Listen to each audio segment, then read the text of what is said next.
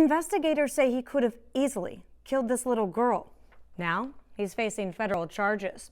Alec Wilbur is accused of opening fire on his ex-girlfriend's car as she and her 7-year-old daughter fled from him after an argument and has been on the run ever since.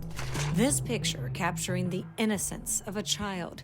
Here, a 7-year-old girl whose life was nearly taken, investigators say, at the hands of her mother's enraged ex-boyfriend, 31-year-old Alec Wilbur. Wilbur got so agitated, angered, or irritated to the point that he drew out a weapon and fired shots. December 2020, just days before Christmas. Investigators say Wilbur and his ex-girlfriend get into an argument at his home in Temple Hills. The fight so bad, the woman and her 7-year-old daughter get into their car and leave. A mother who had been in a relationship with Wilbur. Correct. They had a fight, an argument at Wilbur's home. Correct. And she and her 7-year-old daughter left. Yes. The mother and daughter driving north on 295 towards Baltimore when suddenly investigators say Wilbur pulls up beside them in a car, pulls out a gun, and fires. Doesn't always hit the intended target. And in this case, it did not hit the intended target. The bullet piercing through both of the little girl's legs. The victim's child was in the back seat, and Wilbur struck the child in one leg, which exited out of the other leg. Tony Gauze is a senior inspector with the U.S. Marshals Service. He says Wilbur kept driving while the little girl's mother stopped and called 911. The child medevaced to shock trauma in downtown Baltimore. Thankfully, she survives. When you look at the picture of this little girl, what goes through your mind? It's an adorable little girl. How could you do something like this, whether it was an intended target or not?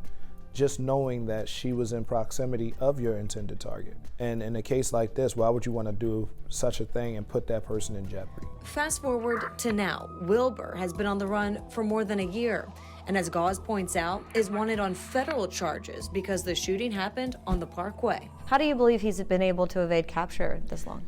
A lot of friends and family.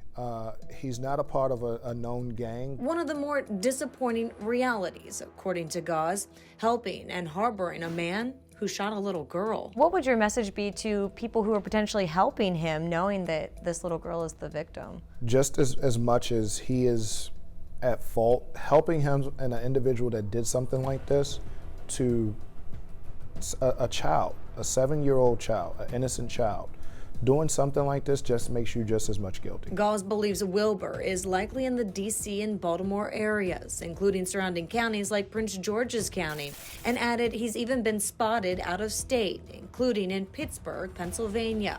Right now, a combined $11,000 reward is on the table for anyone who can lead the U.S. Marshals Service to Wilbur. There's no need to testify. All we need to know is where Wilbur is so we can place him in custody and make people safe again. Take a good look. Alec Wilbur facing federal charges. Investigators say he spent 7 years in prison related to a shooting and even at one point escaped custody. He's described as standing at about 5'11", weighing approximately 150 pounds.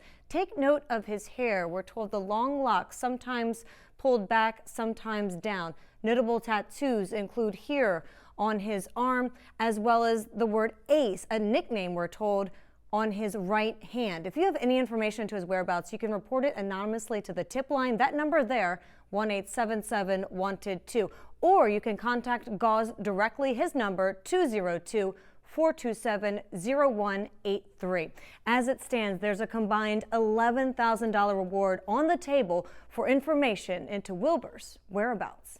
I'm Alexa Ashwell, and this is Maryland's Most Wanted.